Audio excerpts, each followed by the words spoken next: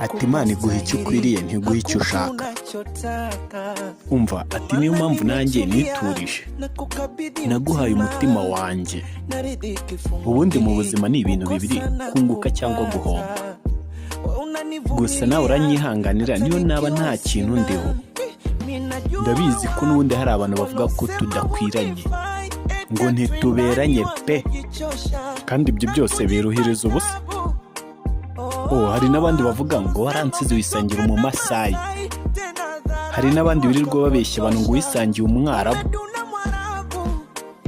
Umva rero mbabwire, iyo namaze gukunda sinumva sinareba, nakunze sinumva sinareba, si wampindura.